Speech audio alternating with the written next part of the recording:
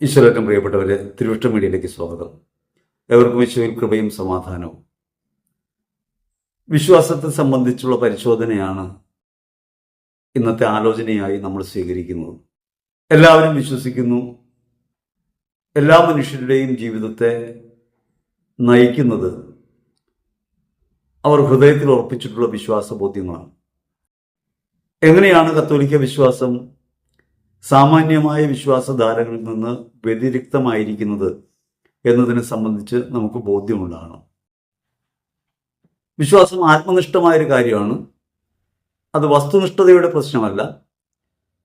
അതേസമയം തന്നെ വസ്തുനിഷ്ഠമായ ജീവിതത്തെ, ഭൗതികമായ ജീവിതത്തെ അത് പരിപോഷിപ്പിക്കണം. നമ്മുടെ വിശ്വാസം നമ്മുടെ ജീവിതത്തിൽ പ്രകാശിക്കണം.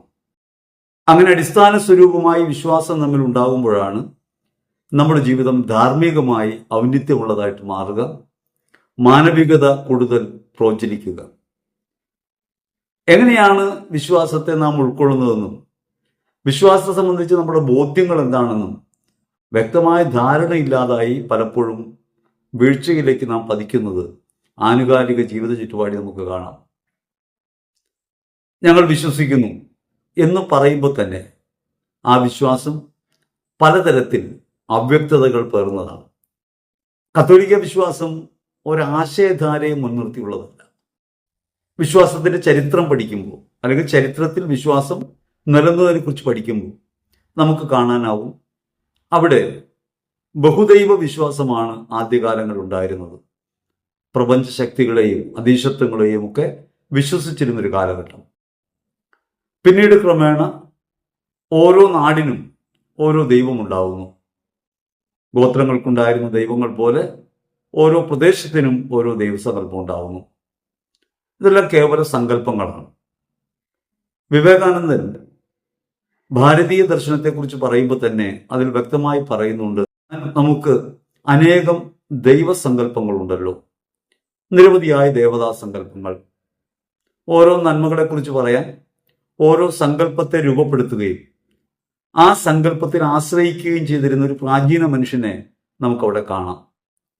പിന്നീട് ദേശങ്ങൾ വലിയ വലിയ രാജ്യങ്ങളായി രൂപപ്പെടുകയും സാമ്രാജ്യങ്ങളായി രൂപപ്പെടുകയും ചെയ്യുമ്പോൾ ദൈവവിശ്വാസം ഈ സാമാന്യ പരിധിയിൽ നിന്ന്, ഇടങ്ങളുടെ പരിമിതിയിൽ നിന്ന് വികസിക്കുന്നത് നമുക്ക് കാണാം. ഗോത്രങ്ങളിലുണ്ടായിരുന്ന പ്രാദേശികാനുഭവങ്ങളുണ്ടായിരുന്ന ദൈവസങ്കല്പങ്ങൾ മാഞ്ഞു പോവുകയും അതിൻ്റെ എല്ലാം മേൽ കേന്ദ്രീകൃതമായ വിശ്വാസധാരകൾ പ്രബലപ്പെടുകയും ചെയ്തു. ഒരു രാജ്യത്തിന് ഒരു ദൈവം എന്ന നിലയ്ക്കുള്ള സങ്കല്പങ്ങൾ നിലനിന്നിരുന്നൊരു കാലത്താണ് മോശ വഴി ദൈവം സാർവത്രികമാനമുള്ള അഥവാ ഏകദൈവം എന്നൊരു സങ്കല്പത്തിലേക്ക് വരുന്നത്. ഒരു ദൈവം, നിങ്ങൾ പറയുന്ന ദേവതാഗണങ്ങളല്ല, ബഹുദൈവങ്ങളല്ല, ഏകദൈവം എന്ന വിശ്വാസം. ആ ഏകദൈവം എന്ന വിശ്വാസത്തെ മോശ വഴി ദൈവം അവതരിപ്പിക്കുമ്പോൾ നമുക്കവിടെ കാണാൻ കഴിയുന്നത് ആ ദൈവം വചനത്തിലൂടെയാണ് വെളിപ്പെട്ടത്. മോശ തനിക്ക് വെളിപ്പെട്ട ദൈവത്തിന്റെ പേര് ചോദിക്കുമ്പോൾ അവിടുന്ന് പറയുന്നുണ്ട്, ഞാനാകുന്നവൻ. നിയമങ്ങൾ നൽകി നിയമങ്ങളുടെ പാലനത്തിലൂടെ ദൈവത്തെ ആരാധിക്കാനും തങ്ങളുടെ വിശ്വാസത്തെ കരുപിടിപ്പിക്കാനും ശ്രമിക്കുന്ന ജനം ആ കാലഘട്ടങ്ങളിൽ പുലർത്തിപ്പോകുന്നത് വചനത്തിലുള്ള വിശ്വാസം. ഏകദൈവ വിശ്വാസം ഒരാശയധാരയായിട്ടാണ് വളരുന്നത്. ബഹുദൈവ വിശ്വാസങ്ങൾ സാങ്കല്പികമായ ആശയങ്ങളെയാണ് പിന്തുടർന്നതെങ്കിൽ, അല്ലെങ്കിൽ ഈ സങ്കല്പങ്ങളെ കേന്ദ്രീകരിച്ച് ആശയങ്ങളാണ് രൂപപ്പെടുത്തിയതെങ്കിൽ, ഏകദൈവ വിശ്വാസവും ഒരാശയമായിട്ടാണ് ലോകത്ത് പ്രകടമായത്. പിന്നീട് യേശുക്രിസ്തുവിലേക്ക് എത്തിച്ചേരുമ്പോൾ ഇപ്രകാരം വചനത്തിലൂടെ ആശയപരമായി അവതരിപ്പിക്കപ്പെട്ട ദൈവം ആളത്വത്തിലേക്ക് പ്രവേശിക്കുന്നു. യഥാർത്ഥത്തിൽ ദൈവം ഒരാളാണെന്ന് വരുന്നു. മനുഷ്യൻ തന്നെ ദൈവമെന്ന നിലയ്ക്ക് വരുന്നു. ദൈവപുത്രനായ യേശു മനുഷ്യനായി അവതരിച്ചുകൊണ്ട് മനുഷ്യത്വത്തെ ദൈവവൽക്കരിക്കുന്ന കാര്യമാണ് നമ്മൾ കാണുന്നത്. ഓരോ മനുഷ്യനിലും ദൈവം വസിക്കുന്നു. ദൈവത്തിന്റെ വചനം ആരുടെ അടുക്കിലേക്ക് വന്നുവോ അവരെ അവൻ ദൈവങ്ങളെന്ന് വിളിച്ചു. അങ്ങനെ ആശയലോകത്തു നിന്നും ദൈവം ആളത്വത്തിലേക്ക് പ്രവേശിക്കുന്നു. ആളത്വത്തിൽ പ്രകാശിതമായ ദൈവം ഓരോ മനുഷ്യത്വത്തിലും പ്രകാശിക്കുന്നു. അങ്ങനെ പ്രകാശിക്കുന്ന മനുഷ്യത്വത്തെ സമ്പൂർണതയിലെത്തിക്കുന്നത് പരിശുദ്ധാത്മാവ് എന്ന ആത്മസ്വരൂപമാണ്. ആത്മനിഷ്ഠമാണ് വിശ്വാസം. ദൈവാത്മാവിന്റെ പ്രവർത്തനമാണ് വിശ്വാസ കേന്ദ്രമായി വരുന്നത്. വിശ്വാസത്തെ ഉറപ്പിക്കുന്നതാകട്ടെ മൂലക്കല്ലായ യേശുവിലും. നിലനിന്നിരുന്ന വിശ്വാസധാരകൾ പലപ്പോഴും മനുഷ്യരുടെ ബോധ്യങ്ങൾക്കനുസരിച്ചുള്ള പ്രയോഗ വഴികൾ മനുഷ്യരുടെ മുമ്പിൽ അവതരിപ്പിച്ചു. അങ്ങനെ അവതരിപ്പിക്കപ്പെട്ട എല്ലാ ആശയങ്ങളെയും മാറ്റി നിർത്തുന്നതാണ് ക്രിസ്തുവിലുണ്ടായ ആളത്വം എന്ന് നാം കാണണം. യേശു ഭൂമിയിലേക്ക് വരുമ്പോൾ നിയമത്തിന്റെയും പ്രവചനത്തിന്റെയും പൂർത്തീകരണമായി ക്രിസ്തു ഭൂമിയിലേക്ക് വരുമ്പോൾ ക്രിസ്തു വെളിപ്പെടുത്തുന്നത് മനുഷ്യത്വത്തിൽ പ്രകാശിതമാകുന്ന ദൈവത്തെയാണ്. ശരീരം ദൈവത്തിന്റെ ആലയമാണെന്ന് അവിടുന്ന് പഠിപ്പിക്കുമ്പോൾ ശരീരത്തെ അകത്ത് വസിക്കുന്ന, അല്ലെങ്കിൽ ശരീരമാകുന്ന ദേവാലയത്തിനകത്ത് വസിക്കുന്ന ഒരുവനായി ദൈവത്തെ അടയാളപ്പെടുത്തുന്നു. അതുകൊണ്ട് ദൈവദത്തമായ പരിശുദ്ധാത്മാവിന്റെ ആലയമാണ് ഓരോ മനുഷ്യനും എന്ന് ഉറപ്പാക്കപ്പെടുന്നു. ആശയത്തിൽ നിന്ന് ആളത്വത്തിലൂടെ സമ്പൂർണമായ ആത്മനിഷ്ഠമായ വിശ്വാസത്തിന്റെ കേന്ദ്രത്തിലേക്ക് നാം പ്രവേശിക്കുന്നു. വിശ്വാസം യേശുക്രിസ്തുവിലാണ് കേന്ദ്രീകൃതമാകുന്നത്. നമ്മളിപ്പോ പാരമ്പര്യങ്ങൾ തേടിപ്പോകുന്നവരാണ്. വിശ്വാസ പാരമ്പര്യങ്ങൾ തേടിപ്പോകുന്നു. നാം ആചരിച്ചു പോകുന്ന ജീവിത സാഹചര്യങ്ങളിൽ നാം അനുഷ്ഠിച്ചു പോകുന്ന ജീവിതക്രമങ്ങളൊക്കെ ഓരോ കാലഘട്ടത്തിന്റെയും പ്രത്യേകതയാണ്. മനുഷ്യകുലം ഒന്നാകെയും ഇപ്രകാരം ജീവിതചര്യകളിലൂടെ ആർജിച്ചെടുത്ത അതത് കാലങ്ങളിലെ പാരമ്പര്യങ്ങളെ പിൻകാലങ്ങളിലും പാലിക്കണമെന്ന് വാദിക്കുന്നവർ ഇന്നും ഏറെയാണ്. അതുകൊണ്ട് നാം ഭൂമി കുഴിച്ചു നോക്കുകയാണ്. നാം പഴമയെ പരിശോധിച്ച് നോക്കുകയാണ്. എവിടെയൊക്കെയാണ് നമുക്ക് അസ്തിത്വമുള്ളത്? യേശുക്രിസ്തുവിൽ നാം ഓരോരുത്തരും അസ്തിത്വമുള്ളവരായി മാറുന്നു. ക്രിസ്തുവിൽ അവനവനിലും അപരത്വത്തിലും ദൈവത്തെ ദർശിക്കുന്ന സമ്യക്കായ ഒരു രൂപം അടയാളപ്പെടുത്തപ്പെടുന്നുണ്ട്. അതിനെ അവഗണിച്ച് മനുഷ്യത്വത്തിൽ നാം അനുഭവിക്കേണ്ട ദൈവികമായ ഭാവാത്മകമായൊരു ലോകത്തെ തള്ളിക്കളഞ്ഞുകൊണ്ട് നാം എപ്പോഴും പൂർവിക പാരമ്പര്യങ്ങളിലേക്ക് പോകുന്നു. അതുകൊണ്ട് ഓരോ മനുഷ്യനും ഈ പാരമ്പര്യം തേടുന്നുണ്ട്. ഞാനായി നിൽക്കാൻ എനിക്ക് ഒരു പഴമയുടെ ബലം വേണമെന്ന് മനുഷ്യർ നിരന്തരം ശഠിക്കുന്നു. രാജ്യങ്ങൾക്ക് അപ്രകാരമുള്ള ശാഠ്യമുണ്ട്. അതുകൊണ്ടാണ് നമ്മുടെ സാംസ്കാരിക പാരമ്പര്യങ്ങളെ വീണ്ടെടുക്കണം എന്ന ചിന്ത ഉണ്ടാകുന്നത്. റിവൈവലിസം അഥവാ പുനരുദ്ധാരണവാദം എന്ന് പറയുന്ന ഒരു സങ്കല്പം ലോകത്ത് ദേശീയതകൾക്കകത്ത് പ്രവർത്തിക്കുന്നുണ്ട്. അത് മാനവിക പുരോഗതിയിലേക്ക്, സാർവലൗകികമായ മനുഷ്യത്വത്തിന്റെ മാനവികതയുടെ ഒരു നവോമണ്ഡലത്തിലേക്ക് പ്രവേശിക്കാൻ മനുഷ്യനെ തടസ്സപ്പെടുത്തുന്നതാണ്. ഞാനും നിങ്ങളും മനുഷ്യനായിരിക്കുന്നു. നാം ഒരു ജാതിയാണ് മനുഷ്യൻ എന്ന നിലയ്ക്ക് ശ്രീനാരായണ ഗുരു പറയുന്നുണ്ട്. ഒരു ജാതി, ആ ജാതി ശരീരമാണ്. മനുഷ്യനായിരിക്കുന്നു, മനുഷ്യൻ ഒരു ജാതിയാണെന്ന് പറയുമ്പോൾ അവിടെ വെളിപ്പെടുന്നത് ഇത്തരമൊരു കാര്യമാണ്. അതുകൊണ്ടാണ് മനുഷ്യാകൃതി പൂണ്ട രൂപമോ പരമേശ പവിത്രപുത്രനോ എന്ന് ശ്രീനാരായണ ഗുരു ക്രിസ്തുവിനെ അടയാളപ്പെടുത്തുന്നത്. മനുഷ്യാകൃതി പൂണ്ട രൂപം, മനുഷ്യത്വത്തിലാണ് ദൈവം വസിക്കുന്നതെന്ന് വെളിപ്പെടുത്താൻ വേണ്ടിയാണ് ക്രിസ്തു മനുഷ്യനായി ഭൂമിയിൽ അവതരിക്കുകയും ദൈവത്തെ അവനവനിൽ തന്നെയും അവനവനിലും അനുഭവിക്കാനിടയാകും വിധം മാനവികതയെ ഉയർത്തിക്കാട്ടുകയും ചെയ്യുന്നത്. വചനം മാംസമായി നമ്മുടെ ഇടയിൽ വസിച്ചു. യോഹന്നാന്റെ സുവിശേഷത്തിൽ 1-ാം അധ്യായത്തിൽ 14-ാം തിരുവചനം നമ്മോട് പറയുന്നു, വചനം മാംസമായി നമ്മുടെ ഇടയിൽ വസിച്ചു. വചനം മാംസമായത് മാംസത്തിനകത്ത് ജീവിക്കുന്ന ദൈവത്തെ, ശരീരധാരിയായ ദൈവത്തെ അനുഭവിക്കാൻ കഴിയണമെന്ന നിലയ്ക്കാണ്. ഞാനും നിങ്ങളും നമ്മിൽ തന്നെ ഈ ദൈവത്തെ തിരിച്ചറിയാൻ, സാക്ഷാത്കരിക്കാനുള്ള ശ്രമത്തിലാണ് വിശ്വാസ ജീവിതത്തിൽ. അത് ഏകമാനമായ രൂപമാണ്. ക്രിസ്തുവിലാണ് ഇത് അടിയുറപ്പിക്കപ്പെട്ടിട്ടുള്ളത്. ഇപ്പൊ പാരമ്പര്യങ്ങൾ തേടി പോകുമ്പോൾ നമുക്ക് സംഭവിക്കുന്ന ഒരു വലിയ പിഴവ്, നാം നമ്മുടെ പൂർവികരിലേക്ക് തിരിയുന്നു, അവരുടെ വിശ്വാസ ബോധ്യങ്ങൾ അന്വേഷിക്കുന്നു. അങ്ങനെ ആശയപരമായി അവർ പുലർത്തിയിരുന്ന ജീവിത നിലപാടുകളിലേക്ക് നമ്മെ തന്നെ തിരികെ കൊണ്ടുപോകാൻ ശ്രമിക്കുമ്പോൾ നിശ്ചയമായും നാം തിരികെ പോവുകയാണ്. അതൊരു പിന്മടക്കമാണ്, യഥാർത്ഥത്തിൽ നവോത്ഥാനത്തിന്റെ വഴിയല്ല. മുൻപോട്ടുള്ള യാത്രയിലാണ് മനുഷ്യ സമൂഹം. സാങ്കേതികമായുള്ള കാര്യങ്ങളിലാണ് നാം പലപ്പോഴും അത് കാണുക. പണ്ടില്ലാതിരുന്ന പല കാര്യങ്ങളും ഇന്നുണ്ട്. മൊബൈൽ ഫോൺ കുറെ കാലം മുമ്പ് വരെ പ്രാപ്തമായിരുന്നില്ല. ഇന്ന് നാം അനുഭവിക്കുന്ന സാമൂഹ്യമായ വിനിമയ മാർഗങ്ങൾ, പ്രത്യേകിച്ചും സാങ്കേതികമായി നാം ഉപയോഗിക്കുന്ന ഇന്റർനെറ്റ് അടക്കമുള്ള കാര്യങ്ങൾ പഴയ കാലത്തുള്ളതല്ല. പുരോഗമനത്തിലേക്കാണ് നമ്മൾ പോവുക. ഈ പുരോഗമനമാകട്ടെ നമ്മുടെ ആശയഗതികളുടെ പഴമയെ പിടിച്ചുകൊണ്ടായി പോകുമ്പോൾ അത് യഥാർത്ഥത്തിൽ നവീനത്വത്തിനകത്ത് പാരമ്പര്യങ്ങളെ തിരികെ കയറ്റുന്ന പ്രവൃത്തിയാണ്. അതുകൊണ്ട് നമ്മൾ കമ്പ്യൂട്ടർ ഉപയോഗിക്കുന്നു, ഇന്റർനെറ്റ് ഉപയോഗിക്കുന്നു, അതിലൂടെ ജാതകം പരിശോധിക്കുന്നവരായി നമ്മൾ മാറുന്നു. നാം പഴമയിലേക്ക് വീണ്ടും പോവുകയാണ്, പുതുമയിലേക്കല്ല. നവീനമായ ഒരു ലോകത്തേക്ക് നാം പോകുമ്പോൾ അപ്രസക്തമാകാത്ത ഒന്ന് ക്രിസ്തുവിൽ നമുക്ക് കാണാൻ പറ്റും.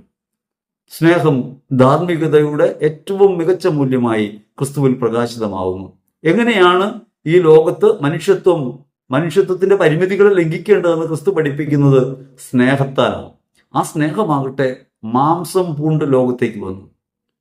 സ്നേഹിതർക്ക് വേണ്ടി ജീവൻ ബലിയർപ്പിക്കുന്നതിനേക്കാൾ വലിയ സ്നേഹമില്ലെന്ന് പഠിപ്പിക്കുന്ന യേശു എങ്ങനെയാണ് ജഡത്തെ ആത്മസ്വരൂപത്തിലേക്ക് സന്നിവേശിപ്പിക്കേണ്ടതെന്ന് അല്ലെങ്കിൽ അനുഭവവേദ്യമാക്കേണ്ടതെന്ന് പഠിപ്പിക്കുകയാണ്. ഇങ്ങനൊരു ഏകമായ വിശ്വാസത്തിലാണ് നാം ക്രിസ്തുവിൽ പുരോഗമിക്കുന്നത്. കത്തോലിക്ക വിശ്വാസം പുരാതനവും അതേസമയം അനുദിനം നവീകൃതവുമായി മാറേണ്ടതാണ്. കത്തോലിക്ക വിശ്വാസത്തിന്റെ അടിസ്ഥാനമായി മാറേണ്ടത് അതിന്റെ സാർവത്രിക ഭാവമാണ്. ഏതെങ്കിലും പരിമിതമായ ചുറ്റുപാടുകളിൽ ജീവിതചര്യകളിലോ ആചാരങ്ങളിലോ ക്രമപ്പെട്ട് തങ്ങി നിൽക്കാവുന്ന ഒന്നല്ല ക്രൈസ്തവ വിശ്വാസം. വിശ്വാസത്തിൽ അടിത്തൂണായി നിൽക്കേണ്ടത് ക്രിസ്തുവാകുന്ന മൂലക്കല്ലാണ്. യെശയ്യാ പ്രവചനത്തിൽ 28-ാം അധ്യായത്തിൽ 16-ാം തിരുവചനത്തിൽ ക്രിസ്തുവിനെ സംബന്ധിച്ചൊരു സൂചന നമുക്ക് കാണാം. അതിനാൽ ദൈവമായ കർത്താവ് അരുൾ ചെയ്യുന്നു, സിയോനിൽ ഒരു കല്ല്, ശോധന ചെയ്തൊരു കല്ല് ഞാൻ അടിസ്ഥാനമായിടുന്നു, വിലയുറ്റ ഒരു മൂലക്കല്ല് അടിസ്ഥാനമായിടുന്നു, വിശ്വസിക്കുന്നവൻ ചഞ്ചലചിത്തനാവുകയില്ല. വിശ്വാസത്തെ കേവലമായ ആശയരൂപത്തിൽ നിന്ന്, ആത്മബോധത്തിൽ നിന്ന് ജീവിത യാഥാർത്ഥ്യത്തിലേക്ക് ഇറക്കിക്കൊണ്ടുവരികയാണ് ക്രിസ്തുവിലാണ് ഒരു മൂലക്കല്ല് സ്ഥാപിതമാകുന്നത്. എഫേസ്യർ 2:20 നമുക്ക് കാണാൻ പറ്റും, അപ്പോസ്തലന്മാരും പ്രവാചകരുമാകുന്ന അടിത്തറമേൽ പടുതുയർത്തപ്പെട്ടവരാണ് നിങ്ങൾ. ആ അടിത്തറയുടെ മൂലക്കല്ല് യേശുക്രിസ്തുവാണ്. യേശുക്രിസ്തുവിലാണ് നാം കേന്ദ്രീകൃതമാകേണ്ടത്. ആശയലോകത്തു നിന്നും ആളത്വത്തിലേക്ക് വന്ന ക്രിസ്തുവിൽ സമ്പൂർണതയിൽ നാം എത്തിച്ചേരണം. നമ്മുടെ വിശ്വാസം അടിയുറപ്പിക്കപ്പെടേണ്ടത് ക്രിസ്തുവിലാണ്. മൂലക്കല്ലായി ക്രിസ്തുവിനെ കാണാതെ ആശയധാരകളുടെ പിന്നാലെ വീണ്ടും പരക്കം പായാനുള്ള നമ്മുടെ ശ്രമങ്ങൾ, നമ്മുടെ പ്രഘോഷണങ്ങളിൽ പലപ്പോഴും നമുക്ക് കാണാം. അവിടെയൊക്കെ നാം പഴയ നിയമത്തിലെ വചനങ്ങളെ യഥാർത്ഥത്തിൽ ഇന്ന് അനുഭവിക്കുന്ന അനുഭവങ്ങളെക്കാൾ അല്ലെങ്കിൽ ക്രിസ്തുവിൽ നമുക്കുണ്ടായ വിമോചനത്തെക്കാൾ പ്രധാനപ്പെട്ടതായി കാണുകയും അവിടെ പറഞ്ഞിട്ടുള്ള കാര്യങ്ങൾ ഇന്ന് നിറവേറുമെന്ന് വിശ്വസിക്കുകയും ചെയ്യുന്നു. ശാപവും മുക്തിയെക്കുറിച്ചൊക്കെ നാം ഇന്നും പറഞ്ഞുകൊണ്ടിരിക്കുന്നത്, നാം ഇപ്പോഴും ശപിക്കപ്പെട്ടവരാണെന്ന ബോധ്യത്തിൽ നിലനിൽക്കുന്നത് ക്രിസ്തുവിലുണ്ടായ മുന്നേറ്റത്തെ അല്ലെങ്കിൽ യേശു ക്രിസ്തുവിൽ സ്ഥാപിതമായ വിശ്വാസത്തിന്റെ അടിസ്ഥാനത്തെ ശിഥിലമാക്കുന്ന പ്രവൃത്തിയാണ്. വിശുദ്ധ പത്രോസിന് 1-ാം ലേഖനം 2-ാം അധ്യായം 6-ാം തിരുവചനത്തിൽ വചനം നമ്മോട് പറയുകയാണ്, സിയോനിൽ ഞാനൊരു കല്ല് സ്ഥാപിക്കുന്നു, തിരഞ്ഞെടുക്കപ്പെട്ടതും അമൂല്യവുമായ കല്ല്, അതിൽ വിശ്വസിക്കുന്നവൻ ഒരിക്കലും പതറുകയില്ല. അങ്ങനെ പതറലില്ലാതെ ആശയപരമെന്ന് പറയുമ്പോൾ അതിൻ്റെ പ്രത്യേകത എന്താണ്? അത് ആരുടെ വ്യാഖ്യാനങ്ങൾക്കും വഴങ്ങും. ആശയങ്ങൾക്ക് എപ്പോഴുമുള്ള ഒരു ദൗർബല്യം അതാണ്. നമുക്ക് ഏത് വിധത്തിലും അതിനെ ഉപയോഗിക്കാൻ പറ്റും. ഒരാളോട് ഒരു വഴി ചോദിച്ചാൽ അയാൾ ഒരു വഴി പറഞ്ഞു തരും. ആ വഴി നിങ്ങൾ പോകൂ, ഇടതേക്ക് തിരിയൂ, വലതേക്ക് തിരിയൂ എന്ന് പറയുമ്പോൾ നമുക്ക് ഈ പോകുന്ന വഴിയിൽ എവിടെയാണ് ഇടത്തേക്ക് തിരിയേണ്ടത്, എവിടെയാണ് വലത്തേക്ക് തിരിയേണ്ടത് എന്നതിനെ സംബന്ധിച്ച് സംശയങ്ങളുണ്ടാകും, വ്യത്യസ്തമായ ആഖ്യാനങ്ങൾ ഉണ്ടാകും. എന്നാൽ ഒരാൾ നമ്മെ നയിക്കുമ്പോൾ, ഒരാളിൽ നാം ആയിത്തീരുമ്പോൾ അയാളുടെ യാത്രയാണ് നമ്മെ ലക്ഷ്യത്തിലെത്തിക്കുക. അവിടെ യഥാർത്ഥത്തിൽ നമ്മൾ ആശയത്തിന്റെ ലോകത്ത് നിന്നും ആളത്വത്തിലേക്ക് പ്രവേശിക്കുന്നു. ഈ ആളത്വമാണ് ഭൗതിക ജീവിതത്തെ പരിപോഷിപ്പിക്കുന്ന വിശ്വാസത്തിന്റെ മൂലക്കല്ലായി നമുക്ക് തിരഞ്ഞെടുക്കാൻ പറ്റുക. 1 കൊരിന്ത്യർ ലേഖനത്തിൽ 10-ാം അധ്യായത്തിൽ 4-ാം തിരുവചനത്തിൽ നമ്മുടെ വിശ്വാസ പാരമ്പര്യം അല്ലെങ്കിൽ ജീവിതക്രമം രൂപപ്പെട്ടതിനെയും വിശ്വാസത്തിലുള്ള വളർച്ചയെയും കുറിച്ച് പറയുന്നുണ്ട്. എല്ലാവരും ഒരേ ആത്മീയ പാനീയം കുടിച്ചു, തങ്ങളെ അനുഗമിച്ച ആത്മീയ ശിലയിൽ നിന്നാണ് അവർ പാനം ചെയ്തത്. ആ ശില ക്രിസ്തുവാണ്. ക്രിസ്തുവാകുന്ന മൂലക്കല്ലിൽ നിന്ന്, ക്രിസ്തുവാകുന്ന സത്യത്തിൽ നിന്ന് ജീവിതത്തെ തിരിച്ചറിയുകയും ക്രിസ്തുവിലേക്ക് പുരോഗമിക്കാനായി അവന്റെ മാർഗത്തിലൂടെ മുൻപോട്ട് പോവുകയും ചെയ്യുമ്പോഴാണ് വിശ്വാസത്തിൽ ഉറപ്പുള്ളവരായിട്ട് നമ്മൾ മാറുക. ഞാൻ വിശ്വസിക്കുന്നു എന്ന് പറയുമ്പോൾ നാം ആലോചിക്കേണ്ടത് നമ്മുടെ വിശ്വാസം യേശു ക്രിസ്തുവിനെ തിരിച്ചറിഞ്ഞ് അവനെ സ്വീകരിക്കുന്ന ഒരു നിലയിലേക്ക് ഉയർന്നിട്ടുണ്ടോ, അഥവാ കേവല വിശ്വാസങ്ങളിൽപ്പെട്ട് നമ്മൾ പോകുന്നുണ്ടോ? ദൈവം എല്ലാം നേടിത്തരുന്നവനാണ് എന്നൊരു പരമാർത്ഥമാണ്. അല്ലെങ്കിൽ എല്ലാറ്റിൻ്റെയും ഉടയവൻ ദൈവമാണ്, നമുക്കെല്ലാം തരുന്നത് ദൈവമാണ്, ദൈവദാനമാണ് ജീവിതം. ഈ വിശ്വാസം തെറ്റായ ഒന്നല്ല. എന്നാൽ അങ്ങനെ ദൈവം തരുന്നവനാണ് എന്ന ഒരു കാര്യത്തിൽ ഉറച്ച് ദൈവമാണ് എല്ലാത്തിൻ്റെ അടിസ്ഥാനമെന്ന മൂലതത്വം വിട്ട് നാം പലപ്പോഴും കാര്യസാധ്യ ലബ്ധിയാണ് യഥാർത്ഥത്തിൽ വിശ്വാസത്തിന് അടിസ്ഥാനമെന്ന നിലയിലേക്ക് വരുന്നു. യേശുക്രിസ്തുവിനെ എന്റെയും നിങ്ങളുടെയും വിശ്വാസത്തിനനുസരിച്ച് മാറ്റാൻ കഴിയുന്ന കാര്യമല്ല. കാരണം ഇതൊരു ആശയമല്ല, വ്യാഖ്യാനിച്ച് മാറ്റാൻ പറ്റുന്ന കാര്യമല്ല. ക്രിസ്തു തന്റെ ജീവിതം കൊണ്ടും അർപ്പണം കൊണ്ടും വെളിപ്പെടുത്തിയ സ്നേഹത്തെ ആനുകാലിക ലോകത്ത് പിന്തുടരുകയും അനുവർത്തിക്കുകയും ജീവിതം അപ്രകാരം ക്രമപ്പെടുത്തുകയും ചെയ്യുമ്പോഴാണ് വിശ്വാസത്തിൽ ഉറപ്പുള്ളവരായിട്ട് നമ്മൾ മാറുക. വിശ്വാസം പാരമ്പര്യം വഴിയാണ് നമുക്ക് പകർന്നു കിട്ടുന്നത്. പക്ഷെ പാരമ്പര്യത്തിലല്ല നമ്മൾ ഉറയ്ക്കുന്നത്, വിശ്വാസത്തിലാണ്. നമുക്ക് പകർന്നു നൽകപ്പെട്ട വഴിയിലല്ല, അല്ലെങ്കിൽ പകർന്നു നൽകപ്പെട്ട ക്രമത്തിലല്ല വിശ്വാസം നമ്മൾ ആധികാരികമായി കാണുന്നത്. വിശ്വാസ കേന്ദ്രമായ ക്രിസ്തുവിലായി മാറണം. പാരമ്പര്യത്തെ സംബന്ധിച്ച് തർക്കങ്ങൾ ധാരാളമായി ഉണ്ടാകുന്നുണ്ട്. നമുക്ക് പലപ്പോഴും ആഗ്രഹമുള്ളത് കാലങ്ങളായി നമ്മൾ ഇതൊക്കെ അനുഷ്ഠിച്ചു പോരുന്നുണ്ട് എന്ന് പറയുന്നതൊരു മേന്മയായിട്ടാണ്. പഴയ കാലങ്ങളിൽ നമ്മൾ ചെയ്തിരുന്നതൊക്കെ പിന്തുടരുന്നു എന്ന് പറയുന്നത് ഒരു മഹത്വമായിട്ടോ അല്ലെങ്കിൽ ബഹുമാന്യ കാര്യമായിട്ടോ നമ്മൾ പലപ്പോഴും തെറ്റിദ്ധരിക്കുന്നു. അങ്ങനെയാണല്ലോ ഭൂമി കുഴിച്ച് നമ്മൾ പോയിക്കൊണ്ടിരിക്കുകയാണ്. കുഴിച്ച് നമ്മൾ കണ്ടെത്താൻ ശ്രമിക്കുന്നത് പണ്ട് മുതൽക്കേ ഞങ്ങൾ ഇങ്ങനെയായിരുന്നു എന്നൊരു കാര്യമാണ്.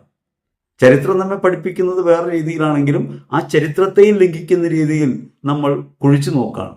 ഇന്ത്യയിൽ ഇപ്പോൾ നമുക്ക് കാണാം, ആരാധനാലയങ്ങൾ കുഴിച്ച് അതിനടിയിൽ ആരാണ് യഥാർത്ഥത്തിലുള്ളതെന്നുള്ള അന്വേഷണത്തിലാണ്. ഹൃദയത്തെ പരിശോധിക്കുകയും ഹൃദയത്തിനകത്തുണ്ടായ മാറ്റങ്ങളെ മനസ്സിലാക്കുകയും എങ്ങനെയാണ് കൂടുതൽ മാനവികമാകാൻ പറ്റുക, എങ്ങനെയാണ് കൂടുതൽ ഭാവാത്മകമായ ദൈവികമായ ഒരു ബോധത്തിലേക്ക് വളരാൻ കഴിയുക എന്ന പരിശോധനയ്ക്ക് പകരം, നവോത്ഥാനത്തിന്റെ ഒരു ശ്രമത്തിന് പകരം പലപ്പോഴും ഉണ്ടായിക്കൊണ്ടിരിക്കുന്നത് പഴയതിനെ കുറിച്ച് നോക്കണം. ഇപ്പൊ കേരളത്തിൽ തന്നെയുള്ള സഭാതർക്കങ്ങളിൽ പാരമ്പര്യങ്ങളെ സംബന്ധിച്ച് വിവാദങ്ങൾ നമുക്ക് കാണാം. നമ്മൾ പണ്ടേ ഇങ്ങനെയായിരുന്നില്ല, പണ്ടത്തേലേക്ക് നമുക്ക് തിരിച്ചു പോകണം, വേരുകളിലേക്ക് മടങ്ങുക എന്ന് പറയും. വാസ്തവത്തിൽ ഒരു വൃക്ഷം വേരുകളിലേക്ക് മടങ്ങുകയല്ല, വേരുകളിൽ നിന്ന് ബലം പ്രാപിച്ച് ശാഖകൾ നീട്ടി അത് ആകാശത്തിലേക്കാണ് വളരുക. പ്രകൃതിയുടെ സ്വഭാവം തന്നെ അതാണ്. വേരുകളിലേക്ക് മടങ്ങാൻ വേണ്ടി ഒരു വൃക്ഷം തന്റെ ശാഖകളെല്ലാം ചെറുതാക്കി വേരുകളെ സമൃദ്ധമാക്കല്ല ചെയ്യുന്നത്. വേരുകളിൽ നിന്നല്ല, വേരുകളിലൂടെ ലവണങ്ങളും ജലവും എല്ലാം സ്വാംശീകരിച്ച് പുഷ്ടിപ്പെടാനായി നവീനമായ പ്രകാശത്തിലേക്ക് അതിനെല്ലാം കാഴ്ചവെച്ച് ആ കാഴ്ചവെപ്പിലൂടെ ഇലകൾ, പുതുതായി വരുന്ന ഇലകൾ ഊർജം സ്വീകരിച്ചിട്ടാണ് ഒരു വൃക്ഷം വളരുക. വിശ്വാസം വളരേണ്ടത് അപ്രകാരമാണ്. വെള്ളവും ലവണങ്ങളും വലിച്ചെടുക്കാൻ വേണ്ടിയുള്ള വേര് ആണ് പ്രധാനമെന്നും ആ വേര് എത്രത്തോളം ആഴ്ന്നിറങ്ങിയിട്ടുള്ളതെന്നുള്ള പരിശോധനയല്ല, ആ വേരുകളിലൂടെ നാം സ്വീകരിക്കുന്ന ജലവും ലവണവും എപ്രകാരമാണ് നവീനമായ ഹരിതവർണ്ണത്തിനകത്ത് പ്രകാശത്തെ സ്വീകരിച്ച് ആഹാരം സൃഷ്ടിച്ച് ആ മരത്തെ ഫലഭൂയിഷ്ടമാക്കുക എന്നതിനെ കുറിച്ച് നമ്മൾ ചിന്തിക്കേണ്ടത്. നമ്മുടെ വിശ്വാസം അപ്രകാരം ഫലം പുറപ്പെടുവിക്കുന്നതാകണം. അതിന് പകരം പലപ്പോഴും നാം ശ്രമിക്കുന്നത് ഈ പാരമ്പര്യവാദത്തിലാണ്. ഇപ്പൊ കേരളത്തിൽ തന്നെയുള്ള തർക്കങ്ങളിൽ പ്രധാനപ്പെട്ടൊരു കാര്യമായിട്ട് മാറുന്നത് സീറോ മലബാർ പാരമ്പര്യത്തെ സംബന്ധിച്ചാണ്. നമ്മളെപ്പോഴും പാരമ്പര്യം തേടുന്നവരാണ്. അങ്ങനെ പാരമ്പര്യം തേടി നമ്മൾ പോകുമ്പോൾ 4-ാം നൂറ്റാണ്ടിലൊക്കെയുള്ള കാര്യങ്ങളാണ് നമുക്ക് പാരമ്പര്യത്തിന്റെ ഘടകങ്ങളായി ഇന്ന് കാണാനുള്ളത്. ആരാധനക്രമ സംബന്ധമായ കാര്യങ്ങളൊക്കെ കാണുന്നത് 4-ാം നൂറ്റാണ്ടുമായൊക്കെ ബന്ധപ്പെട്ട കാര്യങ്ങളാണ്. ജ്ഞാനായത്വം വരവോടുകൂടിയാണ് ഇത്തരം പാരമ്പര്യങ്ങൾ ഉണ്ടായതെന്നാണ് ചരിത്രം പറയുന്നത്. അങ്ങനെ പറയുന്ന ചരിത്രം അതിന്റെ പുതിയ അന്വേഷണ വഴികളിൽ കണ്ടെത്തുകയാണ് 1-ാം നൂറ്റാണ്ടിലെ ഇന്ത്യയിൽ, കേരളത്തിൽ വിശുദ്ധ കുർബാന ഉണ്ടായിരുന്നു, ആരാധനാക്രമം ഉണ്ടായിരുന്നു, സുസിദ്ധമായ വിശ്വാസം ക്രിസ്തുവിൽ ഉറപ്പിച്ച ഒരു സമൂഹം വളർന്നിരുന്നു. അതിന് ഉപോദ്ബലകമായിട്ട് ഗ്രീക്ക് പാപ്പരസുകളാണ് നമുക്കിന്ന് തെളിവായി ലഭിച്ചിട്ടുള്ളത്. അതിനെക്കുറിച്ചുള്ള പഠനങ്ങൾ നടക്കുകയാണ്. അതിൽ പറയുന്നത് അന്ന് അങ്ങനെ ലഭിച്ച പാപ്പരസുകളിൽ ഒരു നാടകമുണ്ടായിരുന്നു. ആ നാടകത്തിനകത്ത് ഒരു വിശുദ്ധ കുർബാനയുടെ അർപ്പണ രീതിയെക്കുറിച്ച് പറയുന്നുണ്ട്. അവിടെ ആ ആരാധനാക്രമത്തിനകത്ത് ഉപയോഗിച്ചിട്ടുള്ള ഭാഷയിൽ 57% സംസ്കൃതമായിരുന്നു, 20% ഗ്രീക്കായിരുന്നു, 15% മലയാളമായിരുന്നു, ശുദ്ധ മലയാളമായിരുന്നു, 8% അരമായ ഭാഷയായിരുന്നു. അങ്ങനെ സങ്കരമായ ഒരു കാര്യം നമുക്ക് കുർബാനയ്ക്കകത്ത് കാണാം. ഒരു പാരമ്പര്യത്തിൽ ഉറച്ചിട്ടല്ല, ചെല്ലുന്നിടത്തൊക്കെ അതത് പാരമ്പര്യങ്ങളുമായി ചേർന്നും വിശ്വാസത്തിന് എങ്ങനെയാണോ അവയെല്ലാം ഉപയോഗിക്കാൻ കഴിയുക എന്ന രീതിയിലുമാണ് നമ്മൾ ഉപയോഗിച്ചിരുന്നത്. അപ്പോസ്തലിക ചൈതന്യം അതായിരുന്നു. നാം ഇന്ന് അതിനു പകരം ഈ വേരുകൾ എവിടെ വരെ ആഴ്ന്നിറങ്ങിയിട്ടുണ്ട്, എത്രത്തോളം ബലം നമുക്കുണ്ടാകുമെന്ന് പരിശോധിക്കുകയാണ്. വേരുകളിലാണ് വൃക്ഷം ഉറപ്പിക്കപ്പെട്ടത് എന്ന ധാരണയാണ് നമുക്കുള്ളത്. വേരിനെ വൃക്ഷത്തിന്റെ വളർച്ചയ്ക്ക് വേണ്ടിയുള്ളതാക്കി തിരിച്ചറിയാൻ പറ്റണം. ആ വേര് ലവണവും ജലവും മണ്ണിൽ നിന്ന് വലിച്ചെടുത്തിട്ടുണ്ട്. ആ വലിച്ചെടുത്ത ലവണവും ജലവും ക്രിസ്തുവാണെന്ന് തിരിച്ചറിയാനും ആ ക്രിസ്തുവിനാണ് നാം വളർന്നതെന്ന് തിരിച്ചറിയാനും മനസ്സാകുമ്പോഴാണ്, അതല്ലെങ്കിൽ അങ്ങനെ സ്വീകരിച്ച ജലവും ലവണങ്ങളും ഉപയോഗിച്ച് ആഹാരം നിർമ്മിച്ച് വൃക്ഷം പുഷ്ടിപ്പെടുകയും ഫലഭൂയിഷ്ടമാകുകയും ചെയ്തു എന്ന കാര്യത്തിലാണ് നാം വേരൂന്നേണ്ടത്. അങ്ങനെ ഈ ലോകത്ത് ജീവിക്കുമ്പോൾ ക്രിസ്തുവിൽ എത്രത്തോളം ഉന്നതമായ വിശ്വാസബോധ്യങ്ങളിലേക്ക് എത്തിച്ചേരാൻ കഴിയുമെന്ന് പരിശോധിക്കേണ്ടതിന് പകരം, യേശുക്രിസ്തുവിലുള്ള ജീവിതം പ്രാക്ടീസ് ചെയ്യേണ്ടതിന് പകരം നമ്മൾ ഈ ആരാധനക്രമത്തെയും പാരമ്പര്യങ്ങളെയും സംബന്ധിച്ച് തർക്കവിതർക്കങ്ങളിൽ ഏർപ്പെടുന്നു. ഇത് യഥാർത്ഥത്തിൽ സംഭവിക്കുന്നത് നാം മൂലക്കല്ലായ ക്രിസ്തുവിൽ നിന്ന് അകന്നു പോകുന്നതിന്റെ അടയാളമാണ്. യേശുക്രിസ്തുവിലാണ് നമുക്ക് ഐക്യപ്പെടാൻ പറ്റുക. ഗലാത്യ ലേഖനത്തിൽ 3-ാം അധ്യായത്തിൽ 26-ാം തിരുവചനം പറയും, യേശുക്രിസ്തുവിൽ വിശ്വസിക്കുന്ന നിങ്ങളെല്ലാവരും ദൈവപുത്രന്മാരാണ്. ദൈവമക്കളുടെ സ്ഥാനത്തേക്ക് ഉയർത്തപ്പെടാൻ വേണ്ടിയാണ് നാം ഈ യാത്ര ചെയ്യുന്നത്. ആ യാത്ര ക്രിസ്തുവിനുള്ള വിശ്വാസം വഴിയാണ്, കേന്ദ്രീകൃതമായ വിശ്വാസം വഴിയാണ് നാം ആർജിക്കുന്നത്. ആ വിശ്വാസം ഈ മണ്ണിൽ ഉറപ്പിക്കപ്പെടാൻ വേണ്ടി ഈ മണ്ണിൽ എവിടെയൊക്കെ വേരാഴ്ത്തിയിട്ടുണ്ടോ അവിടെ നിന്ന് ജലവും ലവണങ്ങളും വലിച്ചെടുത്തിട്ടുണ്ട്. അത് വിശ്വാസത്തിന്റെ അടിസ്ഥാന കേന്ദ്രമായി നമുക്ക് കാണാൻ പറ്റണം. ക്രിസ്തുവിൽ നിന്നാണ് ഇപ്പോൾ നമ്മൾ സ്വീകരിച്ചിട്ടുള്ളത്. അതുകൊണ്ട് ഒരേ ശിലയിൽ നിന്ന് പാനം ചെയ്തു. അങ്ങനെ പാനം ചെയ്ത് വളർന്നു വന്നു എന്ന കാര്യത്തിലാണ് നാം ഉറയ്ക്കേണ്ടത്. അങ്ങനെ ഉറയ്ക്കുന്നില്ലെങ്കിലാണ് നാം സാധാരണ പാരമ്പര്യങ്ങളെക്കുറിച്ച് പലപ്പോഴും ആകുലപ്പെട്ടുകൊണ്ടിരിക്കുന്നത്. നമ്മൾ ആലോചിക്കണം, നമ്മൾ നമ്മുടെ പേര് പറയുമ്പോൾ നാടിന്റെ പേര് കൂട്ടി, വീടിന്റെ പേര് കൂട്ടി ഒക്കെ പറയുന്നത് നമുക്കിങ്ങനെ പിൻബലം ഉണ്ടെന്ന് പറയാൻ വേണ്ടിയാണ്.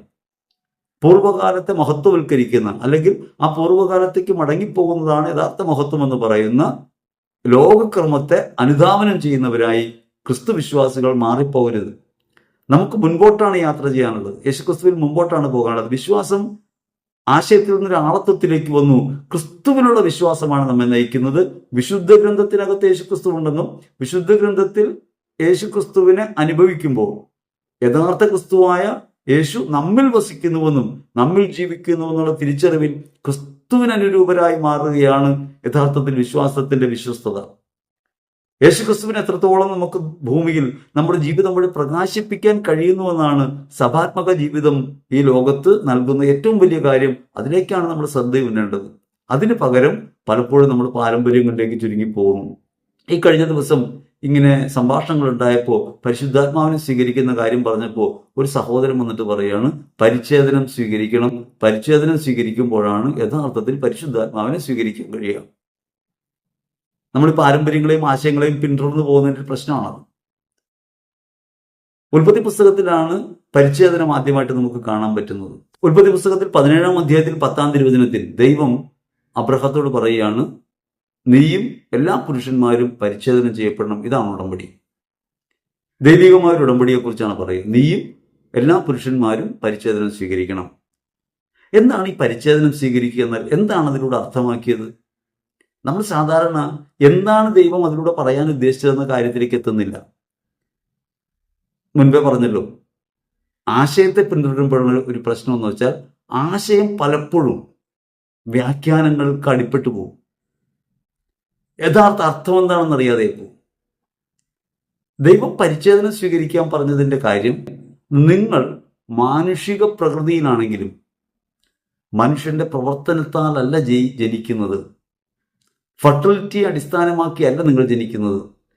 മനുഷ്യന്റെ ജനനക്രമത്തിന്റെ പിന്നിലുള്ളത് ദൈവമാണ് എന്ന് പറയാനാണ്. ഓരോ ജന്മവും ദൈവത്തിൽ നിന്നാണെന്ന് വിശ്വസിക്കണമെങ്കിൽ എങ്ങനെയാവണം? എല്ലാവരെയും സഹോദരങ്ങളായിട്ട് കാണണം. ഓരോ മനുഷ്യനും ജനിക്കുന്നത് ദൈവത്തിൽ നിന്നാണെന്ന് കാണണം.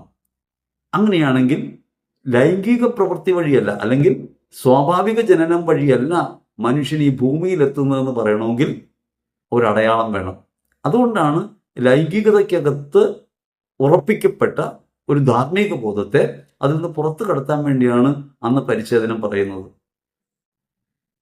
ആ പരിച്ഛേദനത്തിൽ നിന്ന് മുൻപോട്ട് കടന്ന് മോശയിലേക്ക് വരുമ്പോൾ ദൈവം 10 കൽപ്പന നൽകുന്നുണ്ട്. ആ 10 കൽപ്പനയിൽ ഒരിടത്തും പരിച്ഛേദനമാണ് നിയമത്തിന്റെ അടിസ്ഥാനം എന്ന് പറയുന്നില്ല. പക്ഷെ മോശയുടെ കാലത്തും മോശയും പറയുന്നുണ്ട് പരിച്ഛേദനം സ്വീകരിക്കുന്നതിനെ സംബന്ധിച്ച് പരിച്ഛേദനം ഇങ്ങനെ തുടർന്നു പോരുകയാണ്. എന്താണ് പരിച്ഛേദിതർ എന്ന് പറയുന്നതിന്റെ കാര്യം അറിയാതെയാണ്. കേവലമായൊരു ശാരീരിക അടയാളമായിട്ട് അത് മാറിത്തീരുന്നു. വാസ്തവത്തിൽ അത് ഒരാചാരമായി, അതല്ലെങ്കിൽ ഒരടയാളമായി സ്വീകരിക്കപ്പെടുന്നു. ആ അടയാളത്തിലൂടെ ദൈവം പറഞ്ഞു തന്ന കാര്യം വിസ്മരിച്ചു പോകുന്നു. യേശു അതുകൊണ്ട് പറയുന്നത്, നിങ്ങൾ വീണ്ടും ജനിക്കണം. ഈ പഴയ ജനനം പോരാ, നിങ്ങൾ വീണ്ടും ജനിക്കണം. പരിശുദ്ധാത്മാവിൽ നിങ്ങൾ ജനിക്കണം. പാരമ്പര്യങ്ങളെല്ലാം നീക്കിക്കളഞ്ഞവനാണ് ക്രിസ്തു. പാരമ്പര്യം നീക്കിക്കളഞ്ഞ പല പ്രവൃത്തികളിലാണ്. ഇപ്പൊ സാബത്ത് ദിവസം യേശു രോഗികളെ സുഖപ്പെടുത്തുന്ന കാര്യം നമ്മൾ മുമ്പേ പറഞ്ഞിട്ടുണ്ട്. അതേപോലെ തന്നെ നമുക്ക് കാണാം കാനായിലെ കല്യാണം വരുന്നു. യോഹന്നാന്റെ സുവിശേഷത്തിൽ 2-ാം അധ്യായത്തിൽ നമുക്ക് കാണാം കാനായിലെ കല്യാണം വരുന്നു. ഈ കല്യാണ വിരുന്നിൽ യേശു തന്റെ ദൈവമഹത്വം വെളിപ്പെടുത്തുന്നതിന് വേണ്ടി വെള്ളം വീഞ്ഞാക്കുന്നു. യോഹന്നാൻ 2:11 യേശു വെള്ളം വീഞ്ഞാക്കുന്നു. ദൈവമഹത്വം വെളിപ്പെടാൻ ചെയ്ത പ്രവൃത്തിയാണ്. ആ പ്രവൃത്തിക്കകത്ത് പാരമ്പര്യത്തിന്റെ ശക്തമായൊരു നിഷേധഭാവം നമുക്ക് കാണാം. എന്താണ് ആ നിഷേധഭാവം? യഹൂദർക്ക് ഏറ്റവും പ്രധാനപ്പെട്ടൊരു കാര്യമായിരുന്നു ക്ഷാളനങ്ങൾ. വിശുദ്ധ മത്തായി സുവിശേഷത്തിൽ 15-ാം അധ്യായത്തിൽ നമുക്കത് കാണാം. കൈ കഴുകാതെ ശിഷ്യന്മാർ ഭക്ഷണം കഴിക്കുന്നതിനെ കുറിച്ച് യഹൂദർ തർക്കിക്കുന്നുണ്ട്. നിങ്ങൾ ഈ പാരമ്പര്യമൊക്കെ കൈവിടുന്ന എന്തുകൊണ്ടാണ്? യേശു പറയുന്നു, നിങ്ങൾ പാരമ്പര്യത്തിന്റെ പേരിൽ ദൈവകൽപ്പനകളെ അവഗണിക്കുന്നു. ദൈവകൽപ്പന എന്താണ്? സ്നേഹത്തിൽ വ്യാപരിക്കുക എന്നുള്ളതാണ്. ദൈവകൽപ്പനയെ അവഗണിച്ചിട്ട് പാരമ്പര്യത്തെ മുറുകെ പിടിക്കുകയാണ്.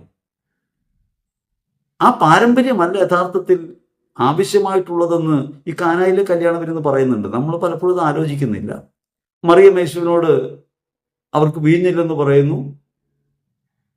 അതിന് എനിക്കെന്ത് കാര്യമെന്ന് യേശു ചോദിക്കുന്നുണ്ട്. എൻ്റെ സമയം ഇനിയും പൂർത്തിയായിട്ടില്ലെന്ന് പറയുന്നുണ്ട്. അങ്ങനെ പറഞ്ഞതിന് ശേഷം യേശു അവിടെയുള്ള കലവറക്കാരെ വിളിച്ച് പറയുന്നത്, ശുദ്ധീകരണ കർമ്മത്തിനായി അവിടെ വെച്ചിട്ടുള്ള 6 കൽഭരണികളിൽ വെള്ളം നിറയ്ക്കാനാണ്. സുവിശേഷപരമായി 6 ഒരു അപൂർണ സംഖ്യ, 7 പൂർണ്ണത. 7, 12, 144 ഒക്കെ പറയുമ്പോഴാണ് പൂർണ്ണത പറയുക. അവിടെ അപൂർണമായൊരു സംഖ്യയാണ് 6 കൽഭരണികൾ അവിടെ ഉണ്ടായിരുന്നു. ഈ 6 കൽഭരണികളിൽ വെള്ളം നിറയ്ക്കാൻ യേശു പറയുന്നു. നിങ്ങൾ ആലോചിക്കണം, സാധാരണഗതിയിൽ വീഞ്ഞ് തീർന്നു പോയാൽ വീഞ്ഞ് തീർന്ന പാത്രം അവിടെ ഉണ്ടാവും. ആ പാത്രത്തിൽ വെള്ളം നിറച്ച് അത് വീഞ്ഞാക്കുകയാണ് ക്രമം, ശരിയല്ലേ? പിന്നെ എന്തുകൊണ്ടാണ് ശുദ്ധീകരണ കർമ്മത്തിനായുള്ള 6 കൽഭരണികളിൽ വെള്ളം നിറയ്ക്കാൻ യേശു ആവശ്യപ്പെടുന്നത്? അവർ 6 കൽഭരണികളിൽ വെള്ളം നിറയ്ക്കുന്നു. 6 കൽഭരണികളിൽ വെള്ളം നിറച്ച് അവ വീഞ്ഞാകുമ്പോൾ പിന്നെ ശുദ്ധീകരണ കർമ്മം നടക്കില്ല. ഭക്ഷണം കഴിക്കുന്നതിന് മുമ്പ് കൈ, കാൽ, മുഖമൊക്കെ കഴുകുന്ന ഒരു ശുദ്ധീകരണ കർമ്മം യഹൂദൻ പുലർത്തിയിരുന്നു. പുറത്തു പോയി തിരിച്ചു വന്ന് ഭക്ഷണം കഴിക്കുമ്പോൾ ഇത് ചെയ്യേണ്ടതാണ്. അപ്പൊ ശുദ്ധീകരണ കർമ്മം മുടക്കി. ഇനി അവർക്ക് കഴുകാനായിട്ട് പാത്രമില്ല. ആ പാത്രത്തിലൊക്കെ വീഞ്ഞായിപ്പോയി. അങ്ങനെ വെള്ളത്തെ വീഞ്ഞാക്കി മാറ്റുന്ന യേശു യഥാർത്ഥത്തിൽ ഈ 6 കൽഭരണികൾ എന്ന പാരമ്പര്യത്തിന്റെ ആശയത്തെ തള്ളിക്കളഞ്ഞിട്ടാണ് തന്റെ മഹത്വം വെളിപ്പെടുത്തുന്നത്. യേശുക്രിസ്തുവിൽ വെളിപ്പെട്ട ദൈവമഹത്വം പാരമ്പര്യങ്ങളെ ലംഘിക്കുന്നതാണ്. പാരമ്പര്യങ്ങളെക്കാൾ ഉപരിയായി അതിൻ്റെയൊക്കെ അടിസ്ഥാനമായി ദൈവം പറഞ്ഞിരുന്ന കാര്യങ്ങളിലേക്ക് ജീവിതത്തെ നാം പ്രവേശിപ്പിക്കണമെന്നാണ് ക്രിസ്തു ഓർമ്മപ്പെടുത്തുന്നത്. അതുകൊണ്ട് സാബത്ത് ദിവസം ആളുകളെ സുഖപ്പെടുത്തും. സാബത്ത് നന്മ ചെയ്യാനുള്ള ദിവസമാണോ, ഒന്നും ചെയ്യാതിരിക്കാനുള്ള ദിവസമാണോ എന്ന് യേശു പറയുന്നുണ്ട്. അപ്പൊ പരിച്ഛേദനത്തെ സംബന്ധിച്ച് പറയുമ്പോഴും നമ്മൾ ഈ പഴയ പാരമ്പര്യം അനുഷ്ഠിച്ചാലേ നമുക്ക് യഥാർത്ഥത്തിൽ പരിശുദ്ധാത്മാവിന് കിട്ടൂ എന്ന ആശയം ഉണ്ടാകുന്ന ഇവിടെ നിന്നാണ്. അത് ആദിമകാല സഭയിൽ തന്നെ തർക്കമുണ്ടായിരുന്നു. പരിച്ഛേദർ ആകണം എന്ന് തർക്കമുണ്ടായിരുന്നു. ആ തർക്കം എങ്ങനെയാണ് പരിഹരിക്കപ്പെട്ടത്? യഥാർത്ഥ പരിച്ഛേദനം എന്താണെന്ന് പറഞ്ഞുകൊണ്ടാണ്. നമ്മൾ പരിച്ഛേദിതരാണ്. ഇപ്പോഴും ആത്മീയമായിട്ടാണ് പരിച്ഛേദിതരാകുക. ഗലാത്യ ലേഖനത്തിൽ 5-ാം അധ്യായത്തിൽ 2-ാം തിരുവചനം പറയുകയാണ്, പൗലോസായി ഞാൻ പറയുന്നു, നിങ്ങൾ പരിച്ഛേദനം സ്വീകരിക്കുന്നുവെങ്കിൽ ക്രിസ്തു നിങ്ങൾക്ക് ഒരു കാരണവശാലും ഉപകാരപ്പെടില്ല. യേശുക്രിസ്തുവിലുള്ള വിശ്വാസമാണ് നമ്മളെ ആത്മാവിൽ പരിച്ഛേദരാക്കുന്നത്. ആ പരിച്ഛേദനം എന്താണ്? ലോകമല്ല നമ്മുടെ ലക്ഷ്യമെന്നും ലോകമല്ല നമ്മെ നിലനിർത്തുന്നതെന്നും ലോകമല്ല നമ്മെ ഉരുവാക്കുന്നുവെന്നും ബോധ്യമാണ്. നാം ദൈവത്തിൻ്റെതാണെന്നും ദൈവത്തിലാണെന്നും ദൈവത്തിലേക്കാണെന്നുമുള്ള ഉറപ്പ് ഹൃദയത്തിലുണ്ടാകുമ്പോഴാണ് ലോകത്തോട് ഒരു പരിച്ഛേദിതാവസ്ഥ ഉണ്ടാകുക. ലോകത്തിലുള്ള ബന്ധം സ്നേഹത്തിന്റെ ബന്ധമായി പരിവർത്തിപ്പിക്കപ്പെടുക. മനുഷ്യബന്ധമൊക്കെ എപ്പോഴും സ്വാർത്ഥതയും അധികാരവും അവകാശവും ഒക്കെ നേടാനുള്ള ശ്രമമാണ്. അതിനെ ലംഘിച്ചുകൊണ്ടാണ് അവരെ സ്നേഹിക്കാൻ വേണ്ടി സ്വയം ഉപേക്ഷിക്കുന്ന, ജീവിതം അർപ്പിക്കുന്ന ഒരു മാർഗം ക്രിസ്തുവിൽ നമുക്ക് വെളിപ്പെട്ടത്. കൊളോസ്യർ ലേഖനത്തിൽ 2:11 സ്നേഹം പഠിപ്പിക്കുകയാണ്, അവനിൽ നിങ്ങളും പരിച്ഛേദനം സ്വീകരിച്ചിരിക്കുന്നു. കൈകളാൽ നിർവഹിക്കപ്പെടുന്ന പരിച്ഛേദനമല്ല, ശരീരത്തിന്റെ അധമവാസനകളെ നിർമ്മാർജ്ജനം ചെയ്യുന്ന ക്രിസ്തുവിന്റെ പരിച്ഛേദനം. ഇത് ആത്മാവിനുള്ള മുദ്രയാണ്. മാമോദിസ വഴി നാം നേടുന്നത് ഈ ആത്മാവിന്റെ മുദ്രയാണ്. നാം ജീവിക്കുന്നത് ക്രിസ്തു വിശ്വാസത്തിലാണ്. താൽക്കാലികതകളിലോ ലോകക്രമത്തിലോ അല്ല. എല്ലാം നേടാമെന്ന വിശ്വാസത്തിലല്ല. ക്രിസ്തുവിൽ ഒന്നായിത്തീരുന്നു, ക്രിസ്തുവിൽ പരിച്ഛേദിതരാകുന്നു. ശരീരത്തിന്റെ അധമവാസനകളെ, നമ്മുടെ പ്രകൃത സ്വഭാവങ്ങളെ പരിച്ഛേദനം ചെയ്യുന്ന ക്രിസ്തുവിന്റെ പരിച്ഛേദനം. കൊളോസ്യർ 2:13 പറയുന്നുണ്ട്, നിങ്ങൾ പാപനിമിത്തം മൃതരും ദുർവാസനകളുടെ പരിച്ഛേദനം നിർവഹിക്കാത്തവരുമായിരുന്നു. ദൈവം നമ്മളെ അവനോടുകൂടി ജീവിപ്പിക്കുകയും എല്ലാ പാപങ്ങളും നിർമ്മാർജ്ജനം ചെയ്യുകയും ചെയ്തു. യേശുക്രിസ്തുവിനായിത്തീരുമ്പോൾ നമുക്കുണ്ടാകുന്ന ഉദ്ധിതാവസ്ഥ അതാണ്. ക്രിസ്തുവിൽ ഉദ്ധിതനായി ലോകത്ത് ജീവിക്കാൻ വിളിക്കപ്പെട്ടവരാണ് നമ്മൾ. പ്രപഞ്ചത്തിന്റെ മൂലബോധങ്ങൾക്ക് നിങ്ങൾ മരിച്ചു കഴിഞ്ഞിരിക്കുകയാൽ നിങ്ങൾ വീണ്ടും ഈ പഴയ കാര്യങ്ങളെക്കുറിച്ച് ആലോചിച്ചുകൊണ്ടിരിക്കുന്ന എന്തിന്? പഴയ പാരമ്പര്യങ്ങളെ മുറുകെ പിടിക്കുന്ന എന്തിന്? പാരമ്പര്യങ്ങളുടെ മഹത്വം അന്വേഷിക്കുന്നത് എന്തിന്? അഭിമാനിക്കുന്നവൻ ക്രിസ്തുവിൽ അഭിമാനിക്കട്ടെ. നാം ഇപ്പോഴും അഭിമാനിക്കുന്നത് നമ്മുടെ കുലമഹിമയിലാണ്, തറവാട്ട് മഹിമയിലാണ്, പാരമ്പര്യങ്ങളിലാണ്. നമ്മൾ ആരോ ആണെന്ന് ഭാവിക്കാൻ നമ്മൾ ശ്രമിച്ചുകൊണ്ടിരിക്കുകയാണ്. കൊളോസ്യർ 4:11 ശ്ലീഹ പറയുന്നുണ്ട്, ശാരീരികമായ പരിച്ഛേദനം സ്വീകരിച്ച 3 പേരെ എൻ്റെ കൂടെ ഉള്ളൂ. പരിച്ഛേദനമല്ല ആവശ്യം. അതുകൊണ്ട് പരിച്ഛേദനം എന്ന് പറയുന്നത് ഹൃദയപരമായ ഒന്നായിട്ട് കാണണം.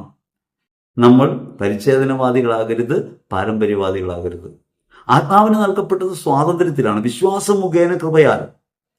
അത് ദൈവിക ദാനമാണ്, സർവ്വർക്കും സൗജന്യമായി നൽകപ്പെട്ട ഒന്നാണ്. പരിശുദ്ധാത്മാവിനെ അപ്രകാരം തിരിച്ചറിയാൻ കഴിയാതെ പോകുന്നതും ആത്മാവിൻ്റെ ഇംഗിതങ്ങൾക്കനുസരിച്ച് ജീവിതത്തെ ക്രമപ്പെടുത്താൻ കഴിയാതെ പോകുന്നതും നമ്മളിങ്ങനെ പാരമ്പര്യങ്ങളിൽ പഴയ കാര്യങ്ങളിൽ ഉടക്കി പോകുമ്പോഴാണ്. ആശയത്തിൽ നിന്ന് ആളത്വത്തിലേക്കും ആളത്വത്തിൽ നിന്ന് ആത്മാവിൻ്റെ സ്വാതന്ത്ര്യത്തിലേക്കും നാം പ്രവേശിച്ചിട്ടുണ്ടെന്നും അപ്രകാരം ഒരു ജീവിതമാണ് സാർവത്രിക സഭയിൽ നാം ജീവിക്കുന്നതെന്നും നാം അറിയാതെ പോകുന്നു. ഈശ്വരേറ്റവും പ്രിയപ്പെട്ടവരെ, ഈ പറഞ്ഞതിൻ്റെ രത്ന ചുരുക്കം ഇതാണ്. പാരമ്പര്യങ്ങളെക്കുറിച്ചുള്ള അഭിമാനബോധമല്ല നമ്മൾ നയിക്കേണ്ടത്. ഇപ്പൊ സാധാരണ നമ്മൾ പറയുമല്ലോ, തോമസ് ലീഗ വന്നാണ് നമ്മളെ ക്രിസ്ത്യാനികളാക്കിയത്. തോമസ് ലീഗയുടെ പാരമ്പര്യം, തോമസ് ലീഗയുടെ പാരമ്പര്യം ഏതെങ്കിലും വിധത്തിൽ അനുവർത്തിക്കുന്ന ഒരാളാണെങ്കിൽ അയാൾക്ക് പിന്നെ നിന്ന നിൽപ്പിൽ നിൽക്കാൻ സാധ്യമല്ല. ലോകം മുഴുവൻ അയാൾ ഓടേണ്ടി വരും. ദൈവത്തോട് വിശ്വസ്തത പുലർത്തേണ്ടി വരും. എൻ്റെ കർത്താവേ, എൻ്റെ ദൈവമേ എന്ന് ശ്ലീഹ പറഞ്ഞ വാക്കുകളെ ജീവിതത്തിൽ ഉറപ്പിക്കേണ്ടി വരും. അങ്ങനെ അവരിന് വേണ്ടി സ്വയം നഷ്ടപ്പെടുത്തുന്ന ഒരു കർമ്മ വഴിയിലേക്ക് ഇറങ്ങേണ്ടി വരും. പാരമ്പര്യം നമ്മൾ പറയും, തോമസ് ലീഹയെ കുറിച്ച് നമ്മൾ പറയും. പക്ഷെ വിശ്വാസത്തിൽ തോമസ് പുലർത്തിയ നിഷ്ഠ, ക്രിസ്തുവിനെ കണ്ടുമുട്ടുമ്പോൾ അവനുണ്ടാകുന്ന മാറ്റം, തിരിച്ചറിവ് ജീവിതത്തിൽ പ്രയോഗമാക്കി മാറ്റാൻ നമ്മളെ കൊണ്ട് സാധിക്കുന്നില്ല. അഥവാ പാരമ്പര്യത്തിന് മഹിമയെക്കുറിച്ച് നമ്മൾ പറഞ്ഞുകൊണ്ടിരിക്കും, ജീവിതത്തിൽ ക്രിസ്തുവിന്റെ മഹത്വത്തിന് വിപരീതമായി നമ്മൾ ചരിച്ചുകൊണ്ടിരിക്കും. അതുകൊണ്ട് കുഴിച്ചു പോയി കണ്ടെത്താവുന്ന ഒന്നല്ല. പഴയതാണ് നമ്മുടേതെന്ന് പറയുന്നതല്ല മേന്മ. അങ്ങനെ പോയാൽ നാം എവിടെ എത്തേണ്ടി വരും? നമ്മൾ സീറോ മലബാർ ആരാധനക്രമം, ലാറ്റിൻ ആരാധനക്രമം, അതിൻ്റെ പൂർവികത അങ്ങനെ അന്വേഷിച്ച് നാം എത്തിച്ചേരുന്നത് എവിടെയായിത്തീരും? അത് യഹൂദ മതത്തിലായി പോകും, പരിച്ഛേദന പാദത്തിലായി പോകും, യഹൂദ നിയമാനുഷ്ഠാനത്തിലായി പോകും. അങ്ങനെ പഴമയിലേക്കെന്ന് പറഞ്ഞ് നാം പോകുന്നത് ക്രിസ്തുവിനെ ക്രൂശിക്കുന്ന പ്രവൃത്തിയിലേക്കായി മാറും. നിരന്തരം നവീകൃതമാകുന്ന, ആധുനിക കാലത്തിന് ഏറ്റവും ഇണങ്ങുന്ന രീതിയിൽ ക്രിസ്തുവചനത്തെ വ്യാഖ്യാനിക്കുന്ന അല്ലെങ്കിൽ അനുഭവപ്പെടുത്തുന്ന ക്രൈസ്തവ ജീവിത ധാർമ്മിക മൂല്യങ്ങളെ ഉയർത്തിപ്പിടിക്കുന്നവരായിട്ട് മുൻപോട്ട് പോകാനാണ് നമുക്ക് കഴിയേണ്ടത്. അങ്ങനെ വരുമ്പോഴാണ് നമ്മൾ ഈ പഴയ നിയമത്തെ പ്രഘോഷിക്കുന്ന ആളുകൾ, പഴയ നിയമത്തിൽ പറഞ്ഞിട്ടുള്ള കാര്യങ്ങളെ ആവർത്തിക്കുന്ന ആളുകൾ, നിങ്ങളുടെ ഏത് കാര്യവും സാധിച്ചെടുക്കാനുള്ള ഒരു കേന്ദ്രമാണ് ദൈവമെന്ന തെറ്റിദ്ധാരണ, ക്രിസ്തുവിനായിത്തീരുന്ന നാം ഓരോരുത്തരും ദൈവപിതാവിന്റെ ഹിതം നിറവേറ്റി ഭൂമിയിൽ ജീവിക്കാൻ വിളിക്കപ്പെട്ടവരാണെന്ന പരമാർത്ഥത്തെ നിഷേധിക്കുന്ന, ആഗ്രഹപൂർത്തിക്കായി ദൈവത്തെ ഉപകരണമാക്കി മാറ്റുന്ന പ്രവൃത്തിയിലേക്ക് നമ്മൾ തരം താഴും. അതുകൊണ്ടാണ് പരീക്ഷ എഴുതുമ്പോൾ കൈ കാശ് രൂപം പിടിച്ചാൽ പരീക്ഷ ജയിക്കുമെന്ന തെറ്റിദ്ധാരണ പരക്കുന്നത്. വസ്തുവിലേക്ക് വീണ്ടും കൊണ്ടുപോവാണ്. വസ്തുവിലല്ല, ആത്മാവിലാണ് ദൈവം ജീവിക്കുന്നത്. ആത്മസ്വരൂപമാണ് ദൈവം. നാം ഓരോരുത്തരും ആത്മാവിൽ മുദ്രിതരാണ്. നമ്മൾ കയ്യെ കുരിശു പിടിക്കുമ്പോൾ പേടി മാറുമെന്ന് വിചാരിക്കുകയാണ്. നമ്മുടെ നെറ്റിത്തളത്തിൽ ആത്മാവിന്റെ മുദ്രയുണ്ടെന്നും ആ മുദ്രയാണ് യഥാർത്ഥത്തിൽ നമ്മെ രക്ഷിച്ചതെന്നും ആ വിമോചനം പൈശാചിക തിന്മകളുടെ ആധിപത്യത്തിൽ നിന്നാണെന്നും ഭയമെന്ന തിന്മയെ നമുക്ക് അതിജീവിക്കാൻ കഴിയുന്നില്ലെങ്കിൽ വിശ്വാസത്തിൽ നാം ദുർബലപ്പെട്ടു പോയിട്ടുണ്ടെന്നും നമുക്ക് മനസ്സിലാകുന്നില്ല. ജീവിതത്തിൽ നിരവധിയായ പരിമിതികളും പോരായ്മകളും ഒക്കെ അനുഭവിക്കുന്നവരാണ് നമ്മൾ, കഷ്ടതകളിലൂടെ കടന്നു പോകുന്നവർ. ഇതൊന്നും ഇല്ലാത്ത കാര്യമല്ല. അവയൊക്കെ പരിഹരിച്ചു കിട്ടണമെന്ന ആഗ്രഹം സ്വാഭാവികമായി നമ്മൾ ജനിക്കുകയും സാധാരണമാണ്. പക്ഷേ അത് നേടാൻ വേണ്ടി ദൈവത്തെ ഉപയോഗിക്കാമെന്ന ഒരു ധാരണ നമുക്കുണ്ടാവുമ്പോൾ ക്രിസ്തു വിശ്വാസത്തിൽ നിന്ന് നമ്മൾ പാളിപ്പോവും.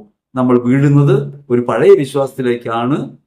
ദൈവം ചോദിച്ചാൽ എന്തും തരും, കൽപ്പന പാലിച്ചാൽ നീ അനുഗ്രഹിക്കപ്പെടും, കൽപ്പന പാലിക്കാത്തവനൊക്കെ ശിക്ഷിക്കപ്പെടും എന്ന നിലയിലേക്കാണ്. ആലോചിച്ച് നോക്കണം, യുക്തിയിലൂടെ നോക്കണം.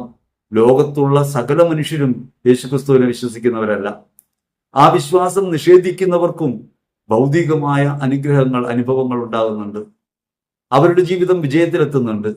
പക്ഷെ യഥാർത്ഥ വിജയമായ ക്രിസ്തുവിലെത്തണമെങ്കിൽ സ്വയാർപ്പണം ഉണ്ടാകണം. സ്വയാർപ്പണം ഉണ്ടാകുന്നില്ലെങ്കിൽ നേടുന്ന ധനം ഉപകാരപ്പെടില്ല, നേടുന്ന സൗഭാഗ്യങ്ങൾ ഉപകാരപ്പെടില്ല. എങ്ങനെയാണത് ഉപകാരപ്പെടാതെ പോകുന്നത്?